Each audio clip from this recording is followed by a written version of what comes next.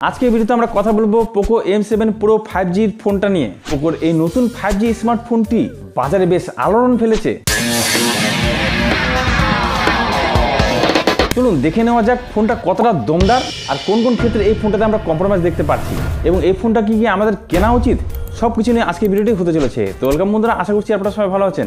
আপনারা দেখলেন টেকটিক্স বাংলা দীপঙ্কর সঙ্গে আজকে ভিডিও শুরু করছি। ফোনটার বেস ভ্যারিয়েন্ট 6GB 128GB দাম ভারতীয় রুপিতে রাখা হয়েছে মাত্র 14,249 রুপি এবং এর আপার ভ্যারিয়েন্ট 8GB 256GB দাম ভারতীয় রুপিতে রাখা হয়েছে 16,249 রুপি। এই ফোনটার কম্প্রোমাইজগুলো জানার আগে দেখে নিচ্ছি এই ফোনটাতে কি ভালো গুণ দেওয়া হয়েছে।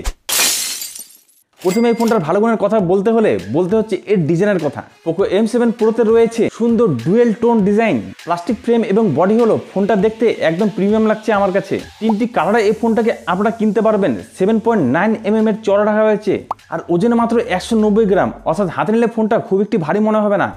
হ্যান্ডস ফিলস এক্সপিরিয়েন্স খুব ভালো পেয়ে যাবেন। এবার সেই ফোনটার দ্বিতীয় ভালো গুণ এর ডিসপ্লের দিকে। 6.67 ইঞ্চির ফুল এইচডি OLED ডিসপ্লে এখানে রাখা হয়েছে, যেখানে 2100 নিটস পিক ব্রাইটনেস আমরা পেয়ে যাবো। অর্থাৎ সূর্যের আলোতে এই ডিসপ্লেতে কন্টেন্ট দেখতে কোনো সমস্যা হবে না, যথেষ্ট স্পষ্ট দেখা যায়। আর 120 Hz রিফ্রেশ রেট তো আছেই, ফোনটা যথেষ্ট স্মুথভাবে আপনারা কাজ করতে পারবেন। এছাড়া TUV এবং AGS সার্টিফিকেট প্রাপ্ত এই ডিসপ্লেতে কর্নিং গোরিলা গ্লাস 5 এর প্রোটেকশন দেওয়া হয়েছে। আর এই দামের মধ্যে এখানে পোকো ইন ডিসপ্লে ফিঙ্গারপ্রিন্ট আলোক স্ক্যানারটি দিয়েছে। এক কথায় অসাধারণ ডিসপ্লে দিয়েছে পোকো এই ফোনটাতে। আর এই দামের মধ্যে এই ফোনের ক্যামেরার কথা আমরা ভুলে যাচ্ছি কেন? এখানে 50 মেগাপিক্সেলের সোনি LYT600 সেন্সরযুক্ত OIS এবং EIS এর সাপোর্টযুক্ত এখানে ক্যামেরা রাখা হয়েছে, যে ক্যামেরার মাধ্যমে ছবি এবং ভিডিওর কোয়ালিটি বেস্ট কোয়ালিটির আমরা পেয়ে যাব। আর সামনে 20 মেগাপিক্সেলের একটি ভালো কোয়ালিটির সেলফি ক্যামেরা দেওয়া হয়েছে, যেখানে ভালো কোয়ালিটির ফটো আপনারা পেয়ে যাবেন, যেখানে বিভিন্ন ধরনের AI ফিচার্স যুক্ত এবং এডিটিং এর সুবিধা তো আছেই। অর্থাৎ কম দাম হলেও এর ক্যামেরাতে খুব ভালো কাজ করেছে পোকো। সফটওয়্যার ক্ষেত্রেও পোকো এখানে খুব ভালো কাজ করেছে। এখানে Xiaomi নিজস্ব কাস্টমাইজ UI হাইপার OS রাখা হয়েছে, যেটি Android 14 এর উপরে বেস করে তৈরি করা হয়েছে। এর সাথে এখানে 2 বছরের OS আপডেট অর্থাৎ Android 15 এবং 16 এর আপডেট পেয়ে যাবেন আর 4 বছরের সিকিউরিটি আপডেট পেয়ে যাবেন। অর্থাৎ সফটওয়্যার আপডেটের ক্ষেত্রে পোকো এখানে খুব ভালো কাজ করেছে এই দাম অনুযায়ী।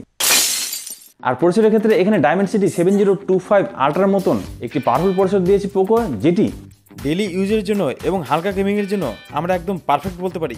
তবে একটা কথা আপনাদের জানিয়ে রাখছি, হেভি গেম অর্থাৎ ভারী গেম খেলার সময় ফোনটা গরম হতে পারে বা ল্যাগিং হতে পারে।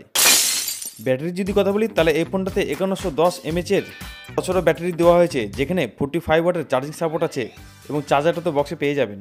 অর্থাৎ এখানে ফাস্ট চার্জিংয়ের সাথে ব্যাটারি ব্যাকআপ খুব ভালো পেয়ে যাবেন, খুব দ্রুত ফোনটা ফুল চার্জ হয়ে যাবে। সাউন্ডের কথা আমরা ভুলে যাচ্ছি কেন? এন্টারটেনমেন্টের জন্য সাউন্ডের ভূমিকা বিশাল। এখানে ডুয়েল স্পিকার দেওয়া হয়েছে এবং ডলবি অ্যাটমসের সাপোর্টও আছে এবং তার পাশাপাশি 3.5mm এর অডিও জ্যাকটিও তো আছে, অর্থাৎ কানে হেডফোন গুঁজে মিউজিকের এক্সপিরিয়েন্স নিতে পারবেন। এই হলো পোকো M7 Pro 5G ফোনটার বেশ কিছু ভালো গুণ। এখন দেখে নিচ্ছি এই ফোনটা কিনলে কোন কোন ক্ষেত্রে আপনাদের কম্প্রোমাইজ করতে হবে।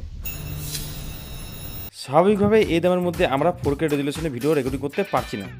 আর এই দামে 4K রেকর্ডিং না পেলেও যেহেতু মোটরোলার ফোনে এর থেকেও কম দামের মধ্যে 4K রেকর্ডিং পাই, সেহেতু আমরা এটাকে একটি কম্প্রোমাইজ হিসেবে দেখছি। দ্বিতীয়ত কম্প্রোমাইজ করা হয়েছে এর গেমিং পারফরমেন্সে।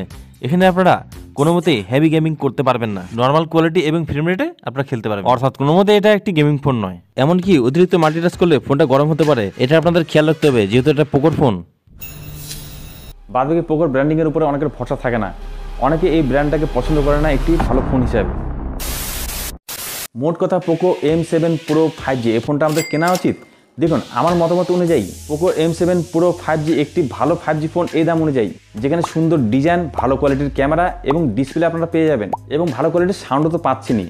অর্থাৎ যারা ভালো কোয়ালিটির ডিসপ্লে এবং সাউন্ড অর্থাৎ এন্টারটেনমেন্টের জন্য একটি ফোন খুঁজছেন, যেখানে ভালো কোয়ালিটির ফটো আপনারা পেয়ে যাবেন, তাহলে এই ফোনটা আপনাদের জন্য।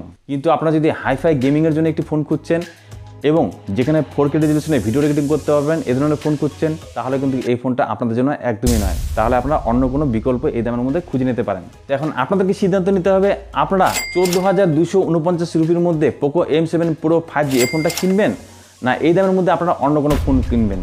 কি মতামত আপনাদের অবশ্যই কমেন্ট করে জানাতে পারেন। আর এই ধরনের টেক রিলেটেড ভিডিও পছন্দ হলে অবশ্যই টেকটিক্স বাংলা চ্যানেলটিকে সাবস্ক্রাইব করে যাবেন আর ভিডিওটিকে লাইক তো করতে পারেন, শেয়ারও করতে পারেন। আজকে ভিডিওটি এখানে রাখছি বন্ধুরা, দেখা হবে আপনাদের সাথে নেক্সট ভিডিওতে। আজকে টাটা।